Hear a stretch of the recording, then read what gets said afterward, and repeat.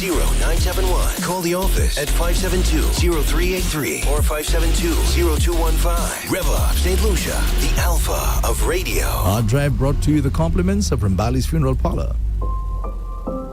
In moments of loss, finding comfort and support is essential.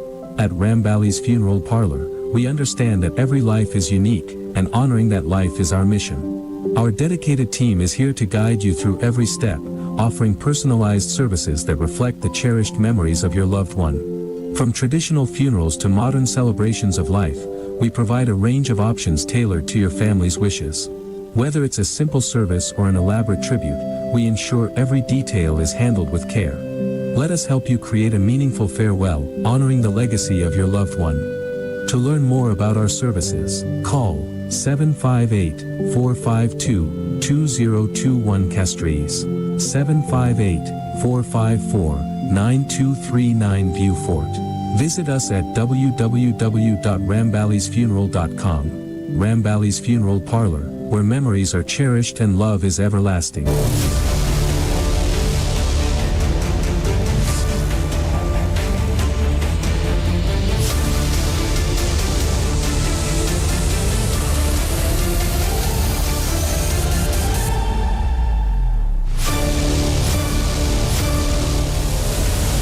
Hello there, good morning, good afternoon, good night to our listeners and to our viewers in St. Lucia and across the globe, especially those of you checking us out on Facebook, on YouTube, on X, and also on DBS Television. Welcome to Hard Drive for another week, another Monday. It's the 20th of October, 2025. My name is Andre Paul, the co-host of the show, none other than the lovely Kina. Kina, good morning to you. Good morning, Andre Paul. How are you? I'm well. And how are you doing? And how is your favorite person? Snow is... I said person. My favorite person. Right now is Snow. She's not a person, but she warms my heart every single day. Well, I don't blame you. Honestly, I don't blame you. I told you already, the dogs, they just show love. Oh, yeah. We can learn a lot from them. Oh, my gosh. Yeah. Did I send you that video with the dog that sees the little boy? I suspect that's his owner, her owner, and hugs that little boy so tightly. You spoke about it, but you haven't sent it to me. Please I gotta do. send you I want to see it. It's just so beautiful seeing that. And this is a dog behaving that way with a human being. And I don't know why we feel that we need to be mean to one another. I don't get it. Why do we feel we need to be mean? From that, just being mean because they figure they didn't get their way or they just can't. I think it speaks of deeper issues with that individual when they're just mean. It's rooted in them just having problems when they were a child. They're not confident enough and they just figure, you know what, I think I can do this. Let me just take advantage of that person or that situation. Or some people feel that the only way they can assert themselves is by being mean or rude. Yeah? Like they feel that that's their way of letting you know, I won't stand for foolishness. Yeah. But a lot of the times they themselves end up looking like the fool. Because especially when they do it to someone that is very confident, that is able to tie that donkey to be like, you know what, I'm not having this today, and just walk away from it with a smile. You, especially when there are people around, you're the one that end up looking foolish. Yeah, I don't know why we feel we need to be. Of course, there are times you have to be firm. Exactly. There are times when I have to absolutely agree with that, and there are times where it's just ridiculous what you're doing. Yeah, and actually people like that, I think Pastor Phil talks a lot about that, assertiveness and so on. And the different temperaments of us human beings, and what we should and shouldn't do. Yeah, he does. Yeah, we should all try to listen to Pastor Phil, the healing process, because we need healing. Oh, yeah, we do. Many of us are walking around broken, and we may not even realize it. We don't realize it. We just have lived and carried on through this journey like that, and expecting everyone to accept us as is. And I interact with certain people in my life, whether directly or indirectly, and I say, for example, I got to know somebody 30 years ago, right? Or 35 years ago, 40 years ago, I got to know a particular person. Right. Now, obviously, nobody's perfect. Nobody's perfect. And yours truly being, top dog, I know I need to work on myself. But I notice there are certain people that have been in my life or in the lives of people who I know who are around me. And after 30 years, 40 years, the people make no effort to change anything.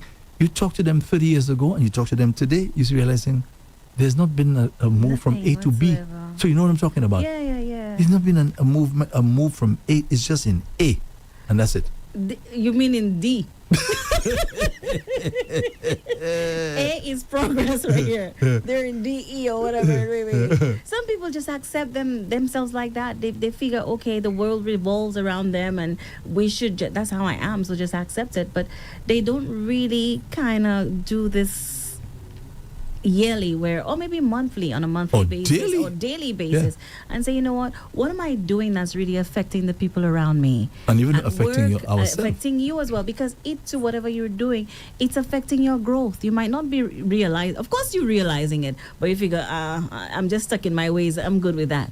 And some people have just accepted it that way, and they have the tendency to blame everyone else around them. That is certainly true. Themselves. And you know, when you look at, because to me in this life, it's about progress. Oh yes. Okay. Oh yeah. I mean, you can't tell me you've lived 40, 50, 60, 70 years of your life, and you just in one spot. You're supposed to be moving on to better and greater things. To me, that's why we're here. That's why we're here. You know, and for you to see, you find yourself stuck in a rut. You can just laugh, remember every day. And you don't think that maybe something is wrong. Something is definitely wrong. And the sad thing about it, you have individuals that come into their lives trying to help them. Oh yes. And they just, for whatever reason, they just accept it. And some people die like that. But if you're one of those persons today, change is good. It's good for your soul, it's good for your being, it's good for every single person around you, especially when you have children involved in this, because a lot of times even parents do force their children to accept them as they are, and then these children are walking around in our society broken, and they're becoming broken adults, you know. But the good thing is that when you take stock of it and you realize, oh, wait a minute, that's not healthy. It's not good for me. It's not good for the people around me. And then try to get the help to change, to become a better version of yourself. Alrighty, let me just remind our listeners that today, the Tomaso Bread Place, there are a couple of your favorites today. A couple of your favorites. Do tell. So the first one, in terms of the menu today at the Tomaso Bread Place, saltfish bouillon. And by the way, let me tell you, I've had that already, and that's knocking. It has dumplings, man. Well, for me, I don't take it. I usually just take the stock. The peas take the stock and the other good stuff, right? Stuff. So I was a little reluctant because I said saltfish bouillon. That doesn't sound so airy at all. You know what I mean? Until I actually had it. Oh my God! It's how your facial expression at first of it. Like, what's really happening there? I've never heard of that before. Yeah, until I actually had it. It is pretty good. It is pretty good. Right. So you know, and again, it has all the good stuff in there for the gut health. I'm talk about that. So it's saltfish bouillon. You can have that, which is really tasty, or you can have the one pot green figs and backs. Wait. Yaslin, what happened to you today? I know that's your favorite. It's like mouth-watering, as Andre's grandmother would say. No. No. Not mouth-watering. For me, it's mouth-watering. For Andre's grandmother, it would be finger cutting. Finger cutting. Yeah, man. So it's one pot green figs and backs. Now I know that tastes. I had a one pot yesterday. Pretty good. You understand? Yeah. So that's what's happening at the Tomaso Bread Place today. In addition, of course, the regular CMOS flavors, including coconut, ginger, peanuts, and peanut punch, and regular CMOS with flax seeds and chia seeds. I had the peanut CMOS flavor. I had that last night. Oh really? Yeah. I love anything with peanuts in there. That's true. There's something about peanuts. This tastes so much better. So creamy, right? Oh yeah. So creamy. I like creamy stuff and stuff that has a crackle. Oh, I love yeah, that's true. A crackle. Yeah. I like it too. Yeah, like if you buy what they call it, chips. Oh yes, potato that chips sounds, especially when you try to irritate somebody. Now they don't like that sound. Now sometimes when I'm at home and I'm eating my thing, I like to be by myself because I can really, really get into it. You know, but when somebody's You have to be there, you have to like take your time, take it easy, take it easy, you know. and don't, And- like you know, you're being watched all the time. You wanna, you know, like your Mother Teresa or maybe the Queen or something. Yeah, Or because the it's, like, king, you know, rather. it's actually gross. It's really gross. To be honest, if it's gross. No, what for me is gross is when people are chewing and their mouths are open and they're really going into it. It was Friday on my way to work, right? There's this man, he was driving on the opposite side. And I like, Andre, everybody knows I love a good laugh. But my brother is driving and I turn across and I just see this man going into something, boy, and this man chewing. I'm like, wait, medle chew salmon. And he's how he's, and he realized that I'm looking, right? Because I looked at him like, what? Is he eating something or what's really happening? Because he was really, from the distance, that man was really going into that. And when he realized I started laughing, he looked at me and he started laughing as well. And, you know, he kind of, you know, okay, let me chew a little You see better. what I mean? You see what I mean? So that's why sometimes when you know you have those things, you need to be by yourself. You need to be by yourself. Because he was And by display himself. all and your he was bad just- manners. It's very bad. And you don't have to worry about anybody thinking, oh, that's gross. That's gross. Yeah. Oh my gosh. So that was, yeah. I did something, you'll be surprised what I did. I went to Sufra on Saturday. Yeah, so. That was different because I don't. So I went to the Sulphur Springs. I visited my godfather. He wasn't there, but and Mr. Coconut Man said hi, by the way. Mr. Coconut Well, Man. that's what he said his name was. At the Sulphur Springs, he says, Andre Paul, rev up. Tell him I said hi. And it's like that. It's from the Coconut Man. All right. So he says hi. Okay. Hi to you, Mr. Coconut So Man. whoever he is so full of joy and he listens to the show all the time and he loves you. So he wanted lovely. to say hi. Thank you very So much. The Coconut Man says hi. Mhm. And I did something different on Saturday. Sometimes we like to experiment with food. Usually we have the zaboka and farine. Mhm. And some people add saltfish to it. So I had zaboka, farine, and sardines. Huh? Zaboka, farine, and sardines. I mix it all together. I made that ball. Yeah, and I kind of deep fried it. I coated it with, you know, breadcrumbs and stuff, and I deep fried it just a little bit. It tastes really good, actually. All right. Okay. Okay. Well, I should bravo. maybe open a restaurant that sells zaboka, farine, and sardine, like fried balls, kind of. Well, you have It was Jeune really Creole nice. coming up. You have Jeune Creole coming up. Try it there. Try it there. See what happens. It Yeah. was really tasty, actually. Different. It Mhm. was tasty. Yeah. You should try it. Yeah. Well. Make somebody try it. You know like me already. sardines? You know me like already. Canned sardines? Of course, they're good. Exactly. So They're good. imagine you add it to avocado Mhm. and farine and you make the ball with it. You Yeah. squish it and you kind of, you know, Okay. it's really good. It's really good. All right. Well. Yeah. All right. No problem. Let's hope somebody listens to you and they say, let me try that for Yeah, Jeune it's really Creole. good. Yeah. Yeah. All right. Well, I played in Deriso on Saturday night. I was there. There's a place called Beljal. Belgium? Beljal. That's a nice girl. That's right. Yeah. So it's a small, a relatively small bar, but of course there's space there to dance and so on. And they had a full house. They had a full Oh, house. Actually, had a full house. Quite a few people actually came to support and so on. And I was playing with DJ Tim Tom. He was there. I've heard of DJ Tim Tom. Is he short? Tall? I wouldn't say he's short. I wouldn't The say he's name tall. makes him sound like he's really short. But actually, when I first heard about DJ Tim Tom, I liked the name.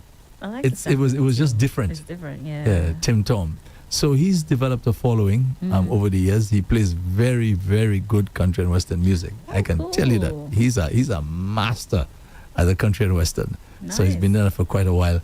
And so he was playing along with DJ Stormy, another good DJ again, DJ Stormy and DJ Buck are the two hot commodities in the South. Okay. Yeah, these guys are running these days. Yeah, so I'm always happy when they include me on the calendar. Oh, that's good. I'm Yeah. happy that you're Yeah. loving it. Yeah, that's right. So I just want to say, thanks to those people who came out and, Did you and dance? supported. Well, I just did my little jig when I was done. I stood there. little jig? That's what I normally do. Only when I'm finished playing, I do my little jig by myself. Okay. You dance country and western by yourself? No, I mean they have this. Of course, if the country was play, I do my little thing by myself. Oh. But sometimes there are certain ladies who want to come and to ask me to dance, and I never say no. Okay, cool. Yeah, I never say no. I said whether it's young, old, it doesn't matter to me. I never say no. So I remember one time I was playing down in in Labrie, I think. And an 85-year-old lady was at that dance. And she came to ask me to dance. Oh, And I've forgotten that. did you dance? Of course, I said, no problem, no problem. Yeah. And she wasn't bad at all for 85. She really could have get down, right? Yeah, for 85. I hate country and western, but since I've been around you, I'm coming around to it. And recently, I happened to see Bradley Felix dancing country and western. Oh, really? There was a YouTube video, not a YouTube video, a video on Facebook. It's like, oh, I want to dance that. Can you teach me? Can someone teach me? I think that's the first start, to getting around to it. And then I'll maybe have to block out the... But, I'm always fearful that if I ask a lady to dance, that she's going to say no. I'm always fearful of that. Are you serious right now? Yeah. Yeah. Tony's worse than me, Oh. Yeah. So you wait till they come up and say, say, then you know for sure that they want to dance. How would you say no to Andre? I'm just saying. Some people do, simply because maybe of who I am, who this guy think he is.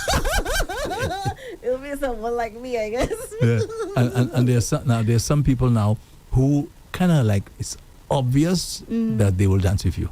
Yeah. The body language and everything. Yeah, if you can read that. Right. So maybe I may take a little chance there. But generally, how bad that looks to see, especially if it's me. I go down to the north, I leave the South Pole, go to the North Pole, and I have to come back down the South Pole.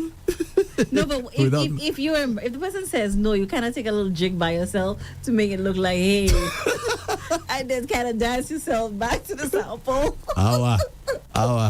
They know already because, first thing we have to do is to go, kind of go close enough and ask. Put your hand out or something like that. So it becomes obvious. And, I'm telling you, right, there's some people, if you see they go into, people's eyes are on you 24/7. Oh, right. Okay, they're looking at you. And to see you go and people doesn't tell you, no, boy. And some men actually, they don't even put their hand out to say, they just go and try to dance. Yeah, That's guys like even that. more. Yeah, I won't do that. That's for sure. That's for sure. So, but anyway, as I said, it was a nice session. I'm happy you had fun. Yeah, and while I was there, I think I got a call from the organizer of the event. It doesn't seem, I don't think she lives in St. Lucia. Okay. So I suspect it's probably her place or something. And she was actually speaking with me, but I couldn't hear a thing she was saying because the music was so loud. So loud, right? Yeah, I couldn't hear a thing she was saying. I just, had to pretend like I understood. Yes, everything. I hope yes, you called her after that, though. Well, I don't have a number. Well, I'm sure you'll get it at some point. Oh, you think so? Yes, you think so? All right, okay. The same thing you did. Yes. I'm doing the same thing. Yes. All righty. I'm sure you will. Okay, so is there anything you want to talk about before we move on? This is really. Hard Drive. Let's get back to business. Yes, this is Hard Drive. Judicial leaders and justice sector officials, right, from across the OECS, they met in St. Lucia for a high-level meeting, and what they were looking at is one of the most pressing challenges in the region, the issue of the backlog of criminal cases. Yeah, that's a big thing. Okay, it has and it continues to be a perennial problem. As to how you're going, the powers that be are going to address it, I don't know. What they were concerned about is the fact that some cases take a very, very long, an inordinate amount of time before it actually gets to the courts. So you have people who are on remand, and I dare say some of these people could be innocent. Right. Right. According to our constitution, your case is supposed to be heard within a reasonable time. The reasonable time, according to the constitution, is about 2 years, which I still find is even too much. I still find it's too much. Yeah, because you could be innocent. Some people are in limbo for so long, waiting patiently. Sometimes many lives are disrupted. 2 years is a very long time. But as I said, within a reasonable time. But the problem is that there's so many of these cases that everybody's on a waiting list. Now, as to how that happened, I don't know if they discussed that as to how we got to where we are with that situation. I'm sure they how we got to that. How is it that maybe just too much crime? Maybe could be a reason, and maybe there was COVID as well. Hopefully, even before COVID, I think people were already complaining. Could be a number of reasons for it. But the thing is, Kina, there are some countries who have a very, very low crime rate. Yeah, they do. Extremely. I think was it the Netherlands? The Netherlands is or one, Denmark. and I think Denmark is another. They actually had to close down prisons. Now that tells you something. There's something that these people are doing or not doing that's working for you to actually close prisons, and for a crime rate to be very, very low. There's something that's going on there, and I wish I could understand. Maybe our policymakers should take a trip. Maybe they should. Yeah, take a trip there to one of these Nordic countries and find out, because in addition to the fact that they have a very low crime rate, they're also known for being a happy place to live. A happy place as well. Oh yeah. I mean, folks, let me put a caveat there. No country is perfect. It's perfect. There must be crime. You can't get away from that. But the level of crime in some of these Caribbean countries, it is embarrassing. I think it goes back to us being let's go back to just empathy. And if we thrive on being empathetic and viewing things differently and dealing with finding ways to have conflict resolution, that's very, very, very important, because we all can be a criminal. Mm-hmm. Someone does something to us and we blow off the handle, and we could maybe grab a gun or a cutlass and just go off and fuse and do something very dangerous that will land us in prison. Some people make a conscious decision daily that they will not put themselves, the stakes are too high. Am I going to risk everything that I already have to be in prison? So some people do think of that, and they have individuals around them. I think there's a particular country in the world that it's teaching empathy in schools, and they've been doing that. I think it's Denmark, actually, and it works. So yeah, one of the things that I know used to happen is that if you were a bad boy, sorry, and I say bad boy, I'm talking about somebody who loves to fight, somebody who loves a row, right. Somebody who's a bully, somebody who takes advantage of other people.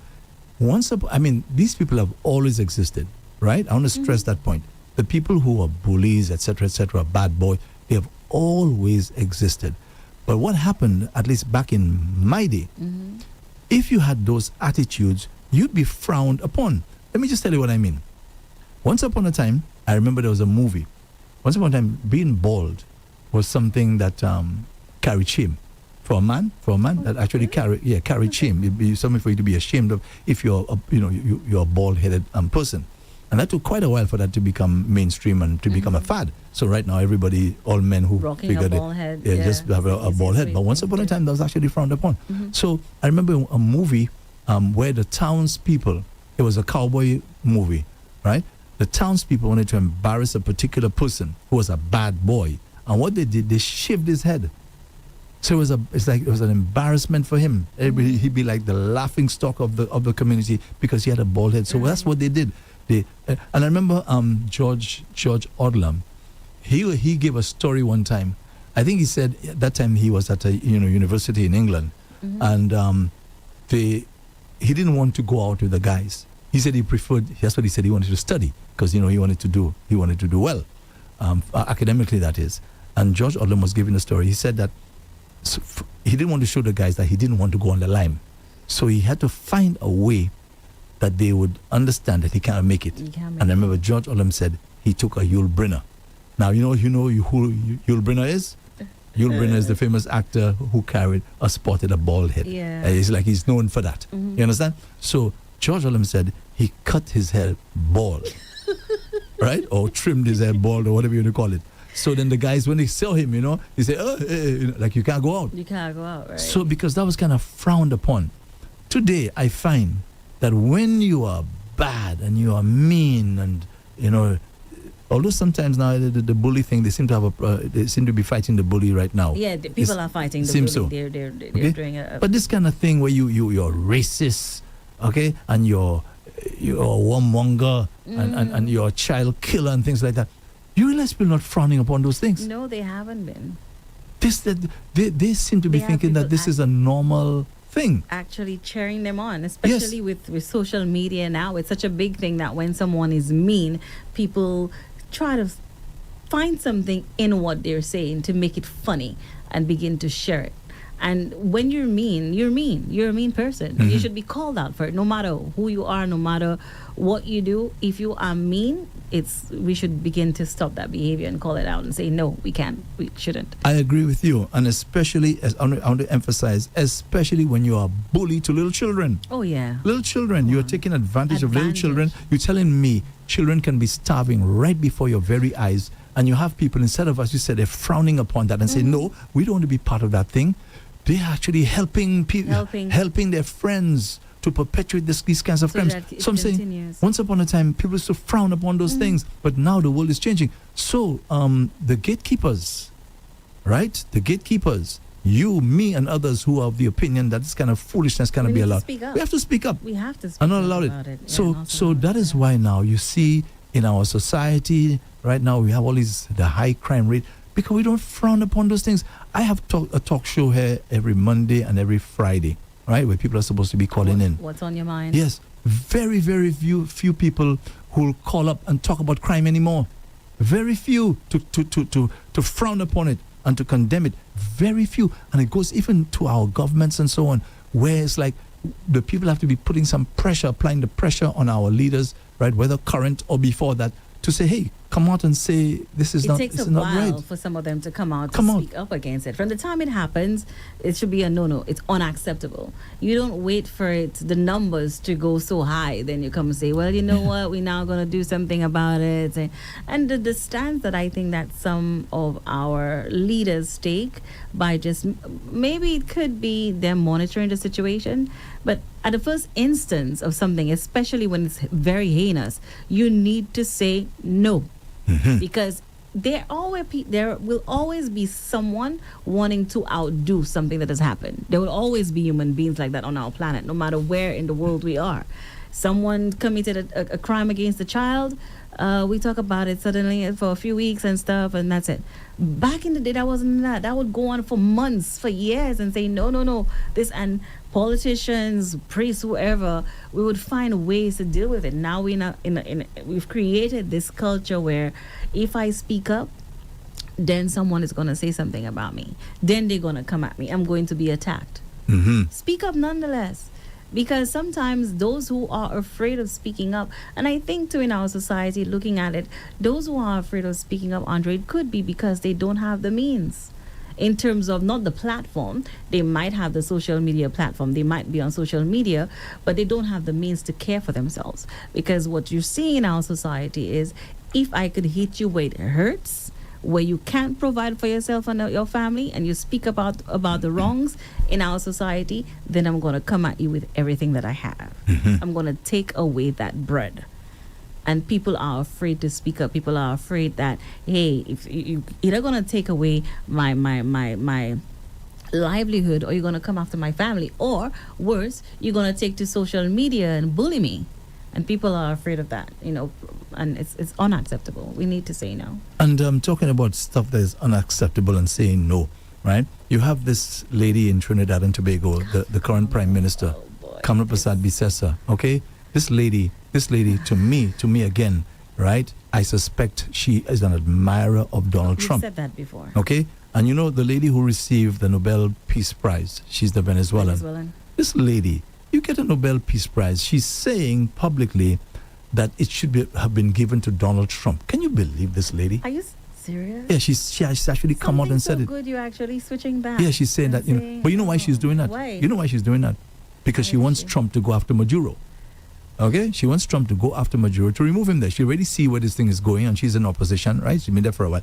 Now, I was really, really happy when they gave it to the lady. Happy when I heard the lady talking that foolishness about how they should have given it, I said, well, what am I hearing there again? What puppy show is that? But you see how these people put politics above principle. Now, our friend here in Trinidad, Kamala. yeah, this lady knows that 2 Trinidad and Tobago nationals were killed in one of those strikes. That happened on the Wednesday. That happened last week, Wednesday. She didn't say a word. Wednesday itself, Thursday, Friday, Saturday, Sunday. Yesterday, they finally released a statement. Okay? And instead of saying, I'm sorry that our people died in this thing and blah, blah, blah, blah, the lady doubled down. Still? They doubled down, saying that they're in support of what the U.S. is doing. I say, What am I reading there? What am I hearing? Right? When you have leaders talking like that, and by the way, I haven't heard one leader in CARICOM call her out on her language. I think they had a meeting, and the CARICOM is still, coming together. They have made their position crystal clear. Yeah, there's a that safe the zone. Remains a safe zone, yeah. zone to and efforts to tackle, narco trafficking. But Kamala is the only one who was pulling away from CARICOM here, and in support fully of the United States, even suggesting, I think, that action against, and you mentioned that, against drug traffickers are welcomed. And I think I understand her frustration, but that's human lives. I mean, why can't you just arrest them? You find them in the waters with drugs, arrest them and take them to court. Why do you have to kill them? That's my thing. Exactly. That's my thing. Yes, it's protecting the Caribbean and not escalating conflicts. I understand that.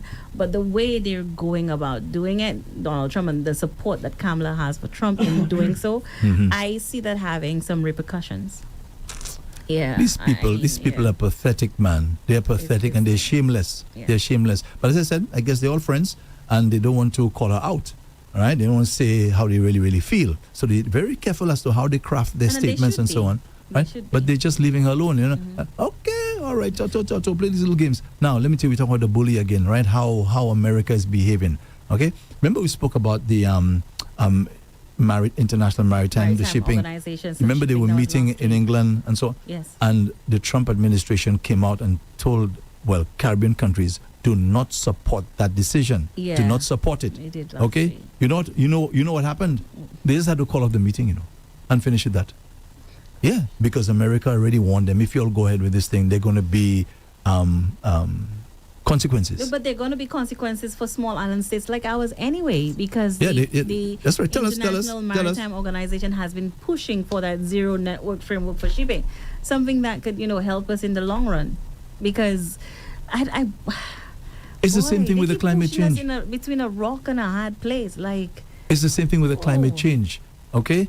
Where they're saying because of these greenhouse emissions and so on, Caribbean countries have been pleading with the more developed countries to say, listen, we are the ones, we're not really contributing to the problem as much. So because we're in that position, you need to be helping us. You're not giving us any help, and we're going to be impacted by all these hurricanes and so on, so on, so on, so on. Thank God, nothing hasn't happened as yet untoward, right? But the Caribbean countries know exactly who's creating the problem. So what they're trying to do, the International Maritime Organization, is to limit those things, especially when these ships come through the Caribbean for our ports and our... The shipping cost, the import cost, transport, we are dependent on that, but still it comes with a heavy cost. So as I said, you know what happened? The meeting finito, nothing, no decisions taken, because the mighty bully has said, hey, if you try that thing, we're gonna come at you. And they warned Caribbean countries. They already warned us and saying, do not go down that road.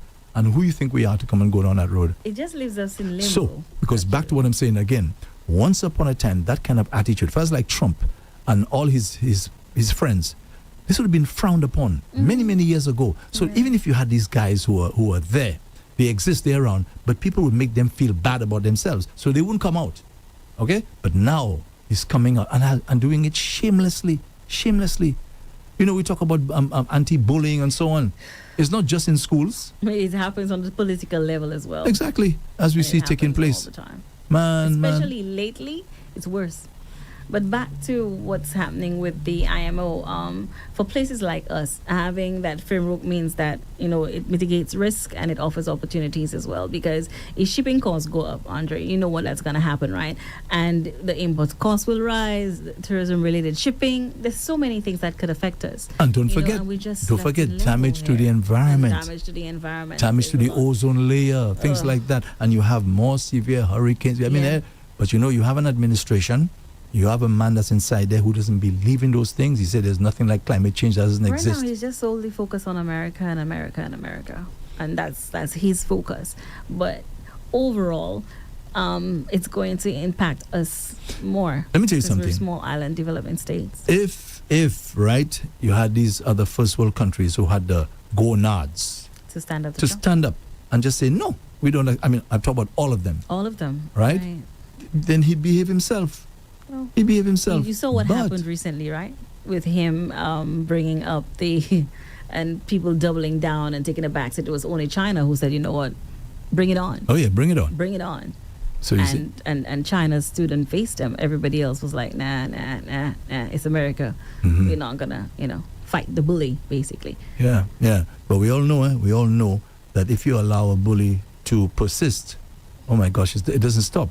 But you know the sad thing about the bullies, and I know from personal experience, from life itself, a bully will one day meet his match. Oh yeah. Okay, one day you're gonna meet your match. One day.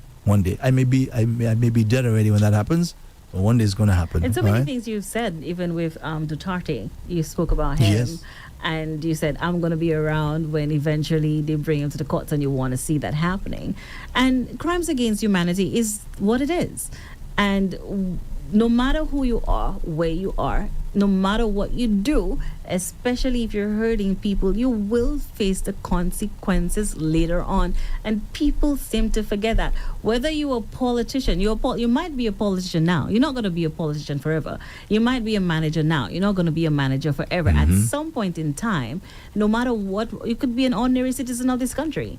At some point in time, whatever you're doing to others, affecting people's lives, it will catch up with you. The problem is that a lot of damage is done in the meantime. Before the natural course of things take effect. A lot of damage is done, unfortunately. So a lot of people get hurt, a lot of people get killed, etc., until, as I said, karma or the natural course of events of life takes its toll on you. They see the results, but they just speak as though, it's not going to happen to me. But if you're in a position to make that change, you do it. You do it now. Don't wait till karma catches up with you, because you already know right is right and wrong is wrong and what you should be doing. You're an adult. You're not a child. And even children know when they're doing something wrong, when they try to hide it, Yeah. So, we need to be able to take stock of our actions and not hurt people out there. Okay. And call it out if politicians or anybody else are doing things that are wrong, And now we have a system, well, not a system, a time in our life where people tell you, boy, don't say anything, boy, don't say anything, boy, you don't want to rock the boat and this kind of thing. Yeah, unfortunately. Okay, there was a video, I think, making the rounds, I think, last week. To be honest with you, I didn't see it, but they said it involved 2 secondary school students. They involved in sexual activity and so on, 2 secondary school students.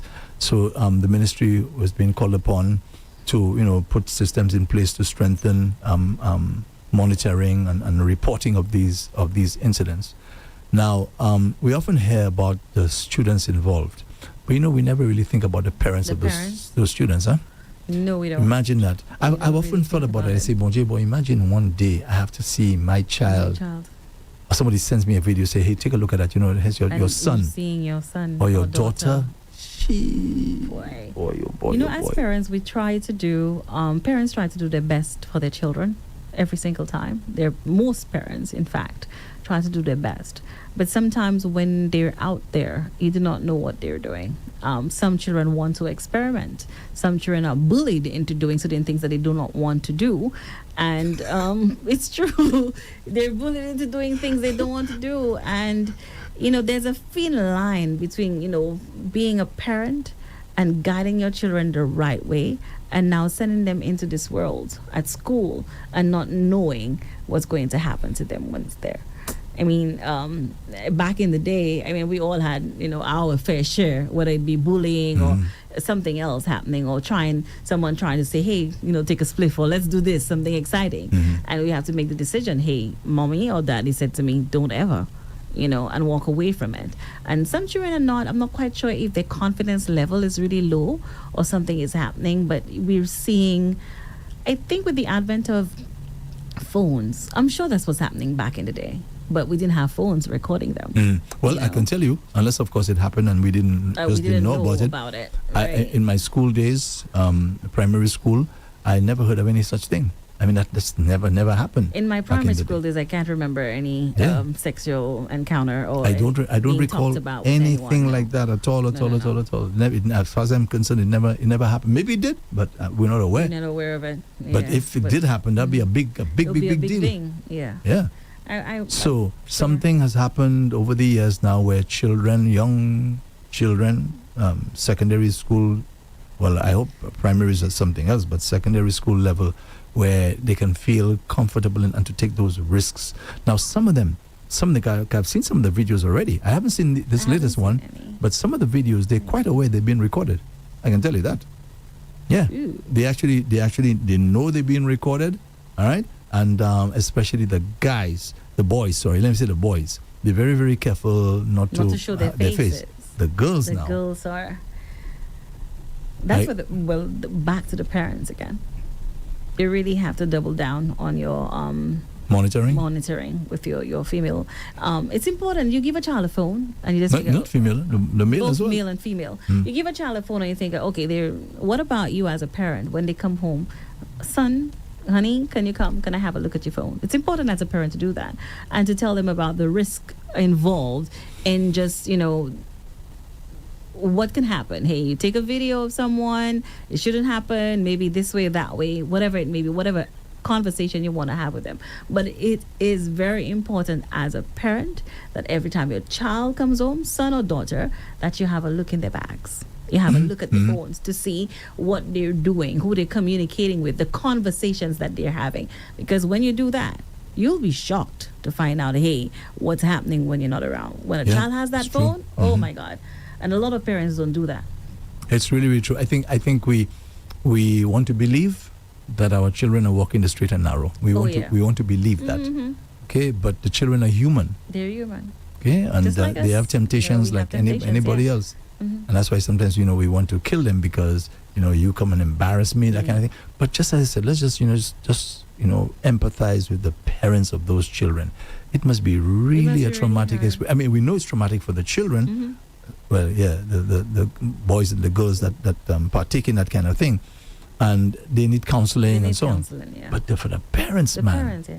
to know Especially that my knowing son... that I'm working so hard, I've done so much for you to put food on the table, I've sacrificed, and I've spoken to, especially if it's a child that you've spoken to so many times, and that happens, the weight of that. We tend to think... scrutiny too. Yeah, we tend to think like the boys is all right for the boys. Boys have no shame, or supposed to have no shame. But to be honest with you, if it were me, and I know my son was caught in something like that, man, I would feel so embarrassed, man. Yeah. I'd be feeling so embarrassed. As a parent, yeah. So whether it's my son, my daughter, we're supposed to see it in the same light, that this should not, well, at least we should try our best to limit the possibilities of these things happening. So something is wrong somewhere with the children. Because let me tell you, back in our day, we had cameras. We had what something called Polaroid. That was instant. Right. I had a Polaroid camera. Okay, at a fairly young age, I mean, my godfather gifted me a Polaroid camera. It never entered my mind to go take a naked pic, or to take a pic of somebody doing that sort of thing. It never entered my mind. So why now do the young people feel that they can be doing that? It's a level of self-confidence. If you're very confident in yourself, then you wouldn't be pushed to doing that. And I think it's very important, even as parents, go back to the parents here, to teach our male children to respect females. It's one thing to teach them everything else, but to respect a woman is very, very important. Because if you respect a woman, there's certain things that you just won't do, period. And I think it goes back to that. And especially you're being underage. Yeah. Right? So I just want to say a final point. My grandmother, I keep saying my grandmother, because she's the one that set the stage for what I did and didn't do. I don't recall. In fact, I can say for a fact, my grandmother never said to me, "I don't want you taking naked pictures." She never said that to me, not once. Mom never had to she say didn't that have to me say that. either. You just know, hey, there's certain things that you just don't do. Yeah. And Yeah. I mean, so why is it now that the children cannot automatically know those things, that there's certain boundaries you just don't cross? What's the difference? What has changed over the years? But because we have access to social media? Is that what it is? Social media could be a thing. Some children just wanting to experiment. Some children just wanting to do things on their own terms. But Hedak, I remember as a young boy, right, when we finally came across, what do they call it again? Those magazines, Playboy, because that's what was around in those days. We got a Playboy magazine, and we used to hide to watch those things. Now, even if I watched it, I didn't have like a desire to want to go and try it. Try it or something. You understand? Right. So I don't know. I don't. Boy, something happened along the way. Somebody said we dropped the ball. We dropped the ball somewhere, and we need to go back to the drawing board, especially as it relates to our children. And also the issue of crime in this country. And we put a lot of responsibility on the schools and the teachers. The schools are not your children's babysitter. It continues in there, but you as a parent, it starts with you as a parent, and then it would filter into the schools and all of that kind of stuff. But the thing is that the Ministry of Education, they know that there's a problem in the homes. They know that. Yeah. So they have to now double their efforts now to see how they can address the problem from their end. From their end. Which is the results. The results aspect, right. Of when you have a recording and this sort of thing. So they know what's going on in the homes. Oh, yeah, they do. So they have to do something. But you're right. The thing, it's supposed to start in the home. That's where it's supposed to start, in the home. Yeah. And if you really can't control your child in the home, then find a counselor. The schools do have counselors, but go back to that. Find a counselor, find a pastor, find a leader within your community that you can bring the child to, because back in the day we did it. Many parents did that, and it worked. And let me just make one more point. Here at Rev-Up, I can't speak for anybody else. I know for sure we are trying our little bit. Okay? Hence we have the programs that we have during the week. Mind Matters, the healing process. All of them. And all of the others. Okay? Yeah. All of them where we have people who are counselors, who are trained counselors, who are professionals and so on. We're doing our little bit. And I would hope that a lot of our people in St. Lucia, yes, it's true. I know there's a tendency to want to go for the exciting stuff. That's just, human nature. But we have to be careful that we have a balanced life. And we have to make ourselves, just like, say, for example, Kina. I didn't necessarily love peas. At one point in time. I didn't like it, right? Or fish, or whatever the case may be.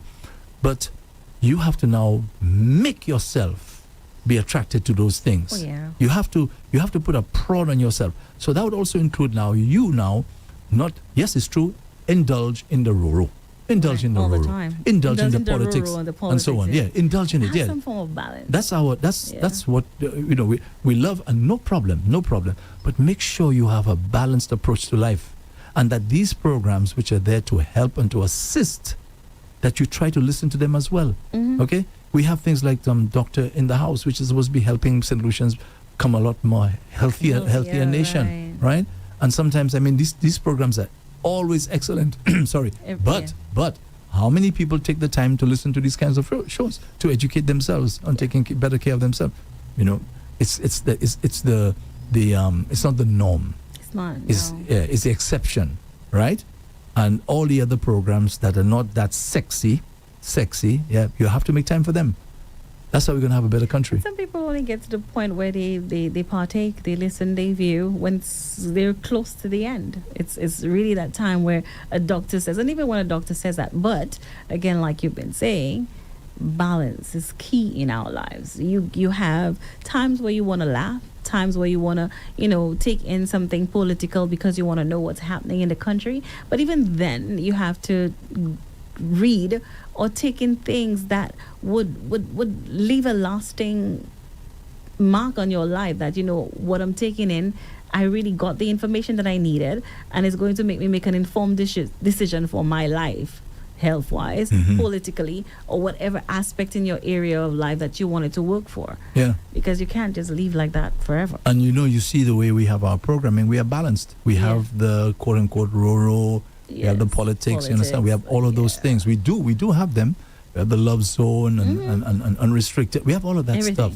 But we also have the other side, which is designed to educate you and to make you a better person. But anyway, all I know, when you see the time comes and I go in my grave, I know for sure, Father, I tried. You tried your best. You did your best, yeah. And Father, that's I tried. Important. I tried. Yeah. Alrighty, so let's try on a daily basis.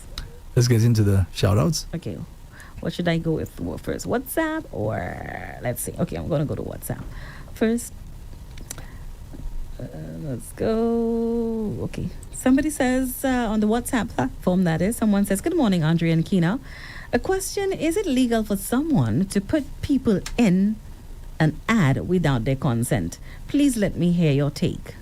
But you're an ad without your consent. Definitely, That shouldn't happen. at all. They should contact you and Yeah. let you know. Definitely not Yeah, you can't be putting an ad without your consent. No. at all. As a matter of fact, if you're doing an ad like that, you're supposed to be compensated. Oh yeah. If you agree to do it, you're supposed to be compensated for that. For that. Yeah, so you could go and make some noise with Contact the producers. with the producers. producer, whoever. And the producers Put it are out supposed there. to know they're not supposed They're to not do supposed that. to do that. No, you can't put someone in a. Nah, that's not supposed to happen. Someone else says, "Rev up my brother and sister from another mother. I'm in the house, though I don't message as often, I noticed. Mr. Nicky. but I'm always listening. Hello, beautiful Kina Wapen. Okay, hi Nikki. You never went to Yaslin, but it's all right. We love you still. Well, he still has a chance today. Go today. Go and get some saltfish bouillon or green figs with backs. Yeah, bring it here. Bring it here for Kina. Someone else says on the WhatsApp platform, good morning, AP and Kiki, and also the Rev-Up family. Do have a blessed, productive day. Yours truly, Sunshine Charles. All right, Sunshine. Someone else chimed in. She says, hello, Kina. Good morning. Someone sent the video in a group I'm in. I could send it if you want, but to be honest, there is easy access to sexual content everywhere, and parents are not doing their jobs. I agree. Totally agree with that. Personally, I think boys have no respect for girls, and we are raising a bunch of rapists. I had to pull up some young boys a few months ago for disrespecting a young girl. The amazing thing is that sometimes the young girls don't even know or are not even aware that they are being disrespected. You just have to cool out on the street corner to see the interactions. Person also went on to say, and sorry to say, I know you guys don't want to get too political, but the politicians are not setting a good example for our children. Ding, ding, ding. Person hit the nail on the head there in all aspects. I have to agree with you. Totally, whoever you are.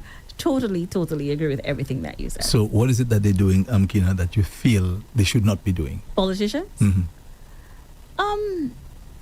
They're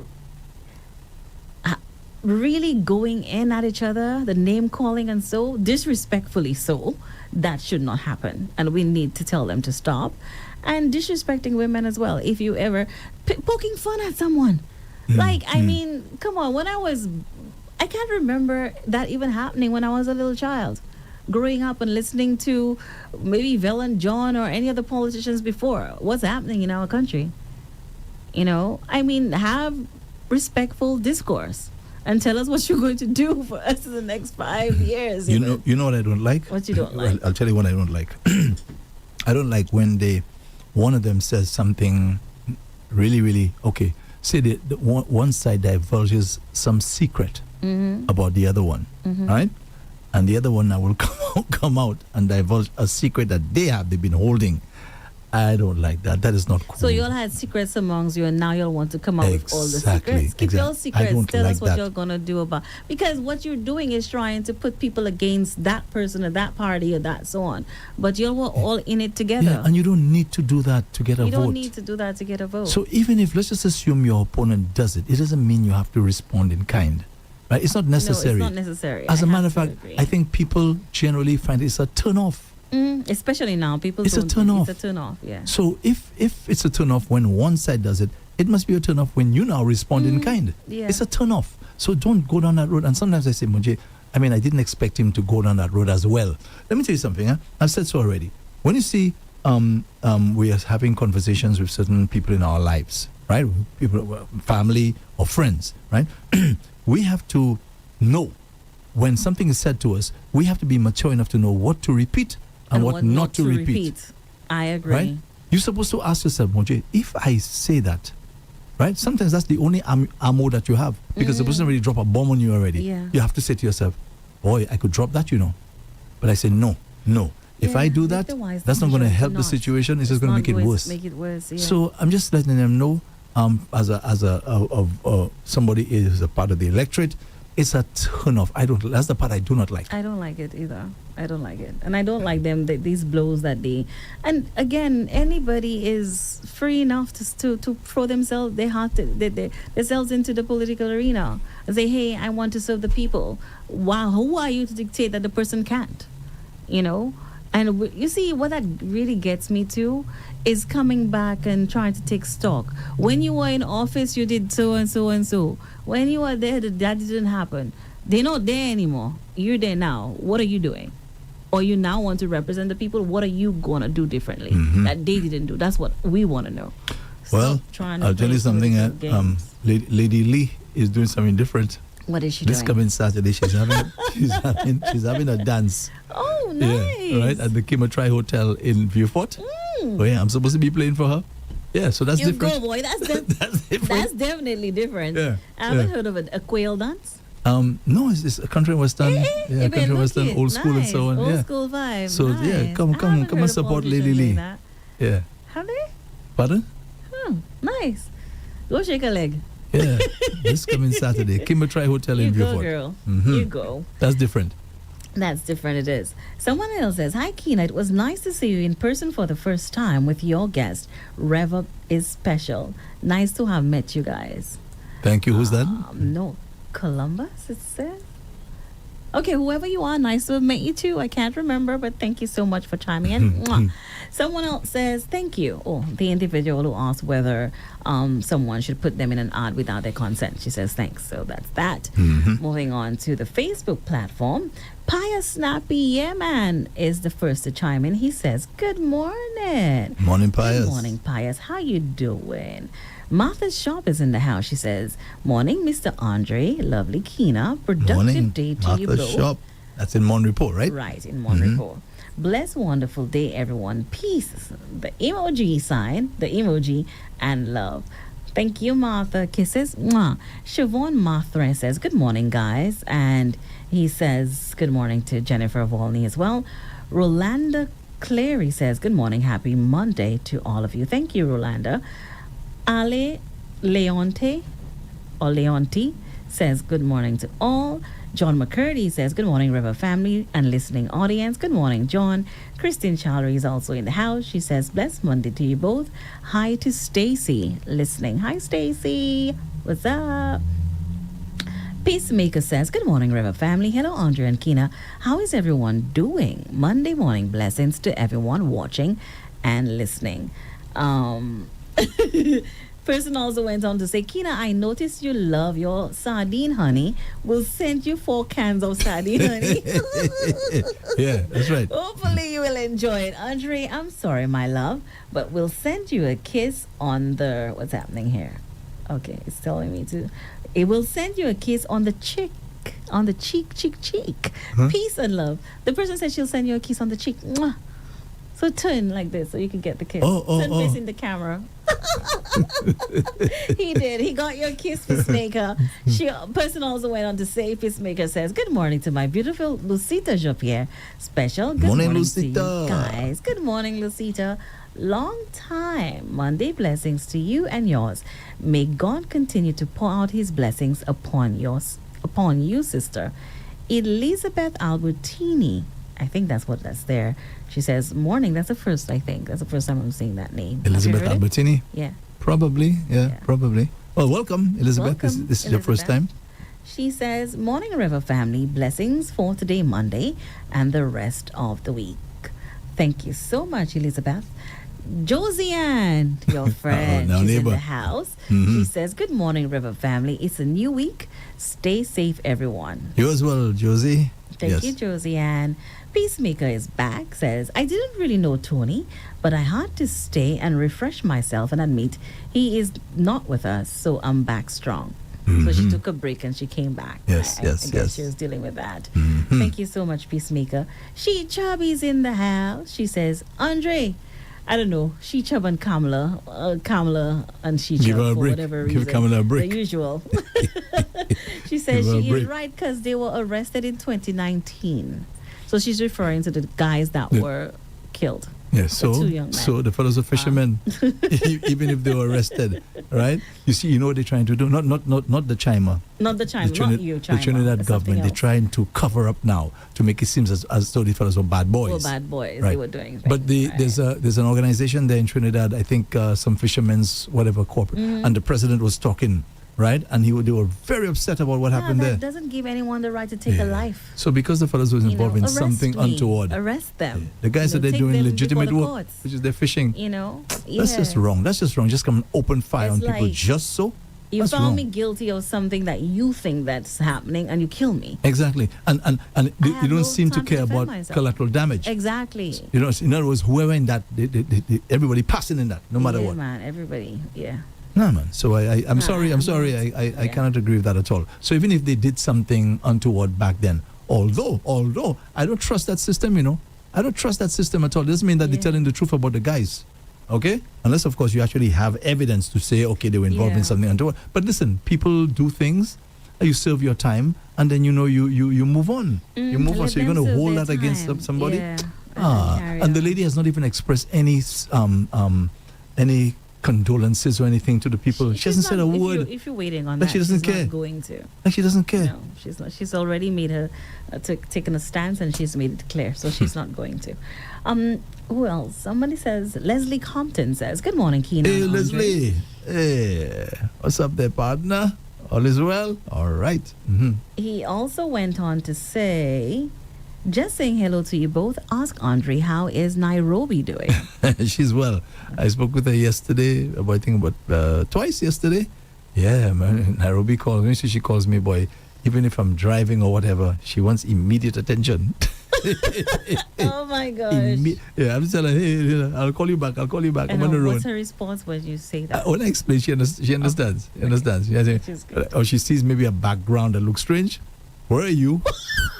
What you doing? What you up to? So she's Because well. should be calling you video call, right? Oh video yes, calling, right? oh yes, yeah, She video prefers calls that way. Oh yes, every Okay. time video call. Okay. So that's maybe why you need to actually focus on the road if you're driving. Exactly. Shicham said something about Trinidadian Guardian. Sometimes I do read it, but I haven't read it in a long time. So that's to answer your question. I'm not quite sure if Andre, do you? Yes, read of Trin- course, that's where I get the sometimes. stories. Okay. Hmm. Peacemaker returned and says, I don't even know how to describe this Trinidadian woman. The Orange have no right to come to the Caribbean and kill no one, period. He have better things in America. He have better things to take care of. All I have to say is, why don't criminals leave criminals alone? Let God decide to bomb them himself. Let God do his judgments. The Caribbean can handle themselves. Orange need to focus on better things than that. That's not what the voters put him there for. The voters don't say they have a problem with the Caribbean. Lord, please do what's best for us. And he's declared war. War on the drug cartels, the narco terrorists, and so on. He, as far as I understand, doesn't have the right to do that. It's Congress. If you're talking about you're declaring war, you're declaring war. It has to be an act of Congress. They have to say we're declaring war. He cannot just do that You unilaterally. can't declare war on, still, my thing is, arrest them, bring them before the court. That's what you're supposed to do. Should be done. But killing people like that, that's inhumane. That there's no, no. And I understand we're all dealing with that, and we've been complaining for years about drugs and putting a stop to it, and it's difficult for even Caribbean islands within the region. You know how big this is. And many lives are being taken, criminals against criminals, that kind of thing, for drugs. But the way he's going about doing it, bring them before the court. You see them, they have drugs on the boat. You have your U.S. personnel, Army personnel in the waters. Just arrest them. That's right. And they have the power to do exactly what you just said there. Exactly. They have the power to do it. Yeah. Easily. Yeah. But they're choosing not to. Not to. And hear what they're saying. When the Defense Secretary, Pete Hegseth, when he speaks, he says U.S. forces were unharmed. Yeah, U.S. forces were unharmed. Oh, boy. Yeah, in other words, as long as our boys are all right, we can do as we please. Right. So, Peacemaker responded to Shichub. I guess they will read it in the comment section there, just because we're pressed for time. Luther Alsey says, good morning, Kiki and Andre. Nice to see you guys in a happy time. Stay blessed and safe. Peacemaker returns, says, Andre, come on, you know about these politicians. Please, both sides are the same. Capital A, small a. Septima Joseph says, good morning, Kina. Good morning, Septima. Kisses. Mwah. Arthur Charles, you know when he's in the house, you know what happens. Today's right? birthday. So he says, good morning, Andre. Kina, it's my son's birthday. Arthur Charles Jr., aka Neil, also. Good morning, Andre and Kina. Today's my son's birthday. His name is Arthur Charles Jr., aka Neil. Also, Irene Shalmine, former Carnival Queen. Her birthday is today as well. Yes. Oh, happy birthday, Irene. Happy birthday, Arthur Charles Jr. How's Irene spelled? Erene. That's what he has. Okay. All right. Yeah, I think it's Irene. Yeah, Irene. Yeah. I see her from time to time. Oh. Yes. She lives in Leclerc, doesn't she? Right, exactly. Okay, yeah. Although I haven't seen, as I said, I haven't seen her in a little while.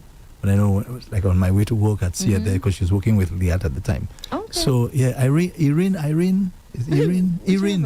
Yeah, happy birthday to you, Irene, and also happy birthday to Neil, Arthur Charles Jr. Happy birthday to you, my boy. Yes, and he also says John Joseph, aka Lodge of Edgewater. All right. So happy birthday to you as well, John Joseph of Edgewater. Yes. I haven't been inside there in a long time. You know that little gap there in the Marisol area where the Odlums live. Yeah, because that's where that hotel is located. What's it called again? What's it called? Edgewater? In no, you just mentioned it there. Edgewater. Edgewater. Yes. I think that's what they are. Lorena Menard says, hey, Lorena. Yes.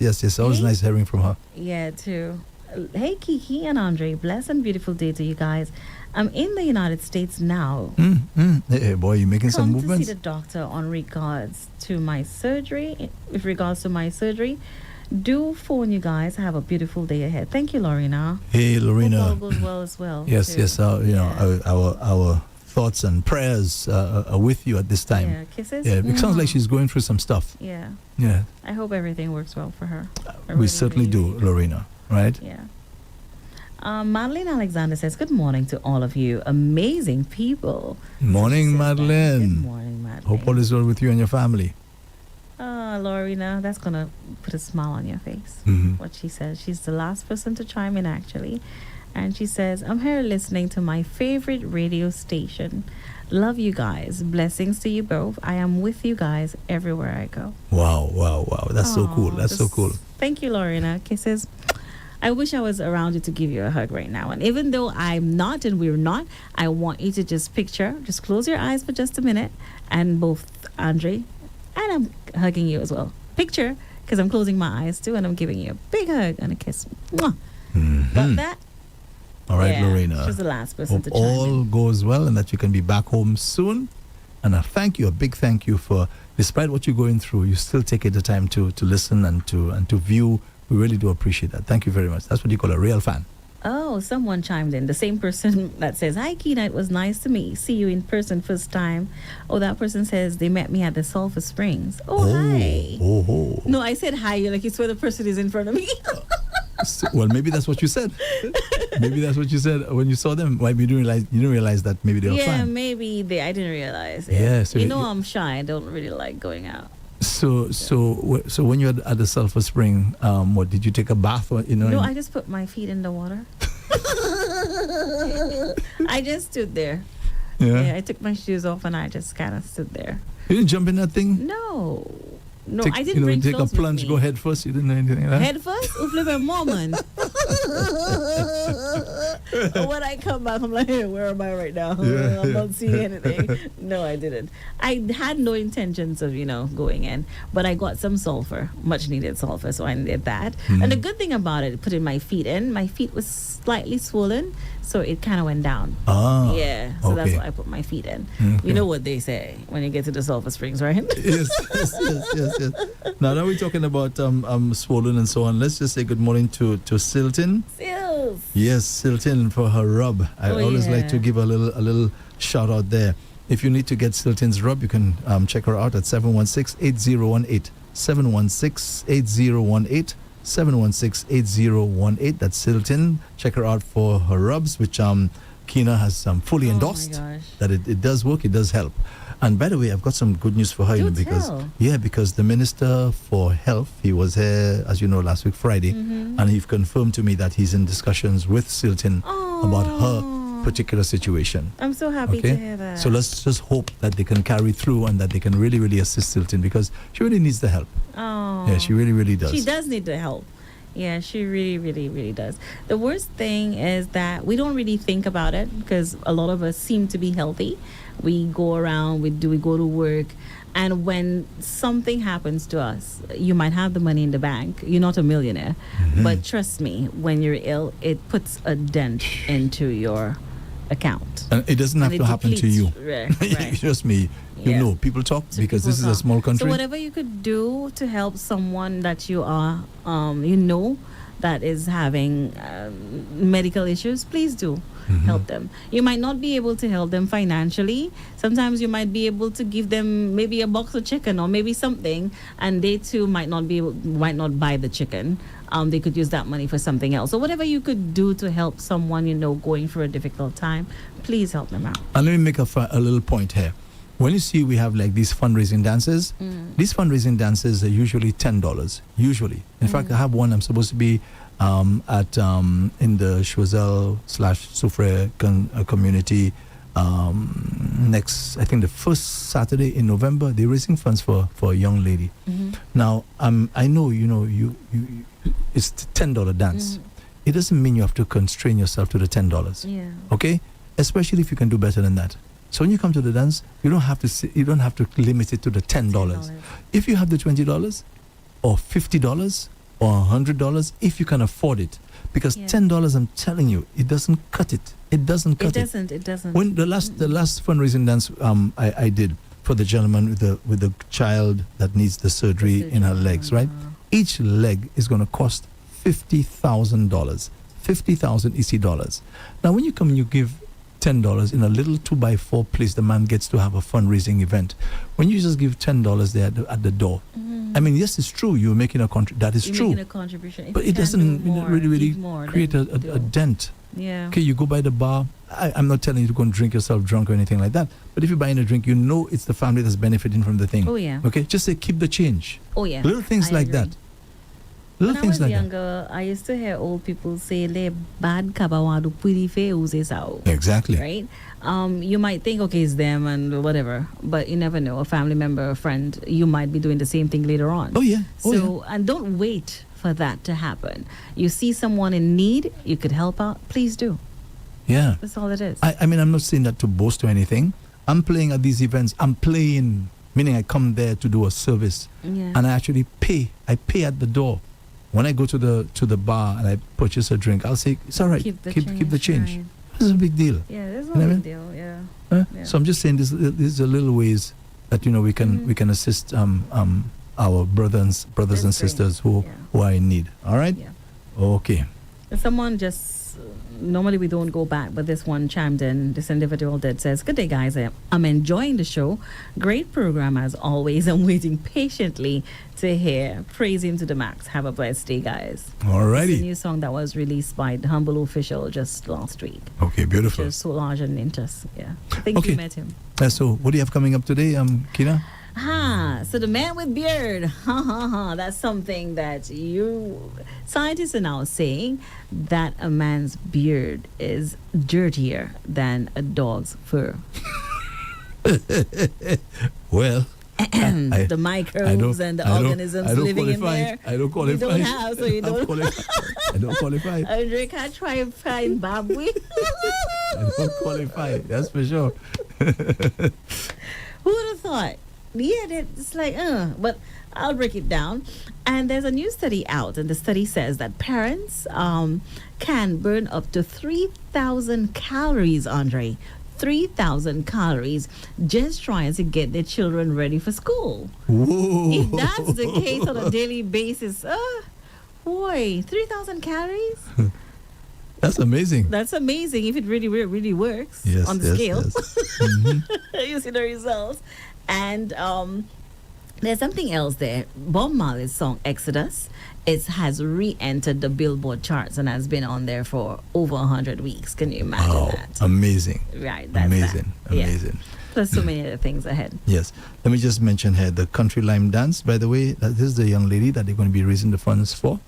Where is this? Going to be at the dance will take place at Myers Bridge, or they call Country Lime. Yeah. So this is for a young lady who is in need of medical attention. November 1st. Yeah, that's a Saturday, the 1st of November. So the place is going to be at Country Lime / Myers Bridge. Okay. Okay? Alrighty. So you have Rev Up the Homegrown coming Rev up? Up the Homegrown, 11:30 to 12:30 p.m. Also at 1 o'clock, the Rev Up Nation News with Andre Paul. He's right here. And you know, he gives you all the stories that you need to fuel your day. Yeah, from The Guardian. As well. From The Guardian. And at 2 p.m. as well, Talking Insurance, powered by Mirage Insurance Agency. Oh, yes. Right. That's right. That's right. Okay, so it's all happening on Rev Up. And of course, Kina's going to be here until 3 this afternoon. From 3 o'clock, it's going to be Zen the DJ. Zen the DJ from 3 until 5. Then from 5 until 6, we have Mary Polius with Powell Politic. Powell Politic. All right? Okay, so that's what's happening on Rev Up for today. Be sure to keep it locked because Kina will be with you. So, Kina, thank you very much. Thank you so much. As always, have yourself a wonderful day. Those of you on Facebook, on YouTube, on X, and also on DBS Television, a big thank you to the folks at DBS for carrying our show. We really, really do appreciate that. Thank you so much, Linda, especially. Let's thank Linda as well. Linda, kisses. Yeah. The rapid fire ones. Yeah, and let's thank Linda as well for producing our the ad, the television ad for our dance, the anniversary dance that we had. Thank you so much, Linda produced that for us as well. Kisses. Okay, that's a lot of hard work, you know. Yeah, it is. Putting that thing together. I can tell you, most people don't even want to do it. All right, so Linda, thank you very much. Thank you so much. All right, for all that so you're this doing. has been a hard drive with the compliments of Rambali's Funeral Parlor. In moments of loss, finding comfort and support is essential. At Rambali's Funeral Parlor, we understand that every life is unique, and honoring that life is our mission. Our dedicated team is here to guide you through every step, offering personalized services that reflect the cherished memories of your loved one. From traditional funerals to modern celebrations of life, we provide a range of options tailored to your family's wishes. Whether it's a simple service or an elaborate tribute, we ensure every detail is handled with care. Let us help you create a meaningful farewell, honoring the legacy of your loved one. To learn more about our services, call 758-452-2021 Castries, 758-454-9239 Viewfort. Visit us at www.ramballysfuneral.com. Rambali's Funeral Parlor, where memories are cherished and love is everlasting. The alpha of radio is on 95.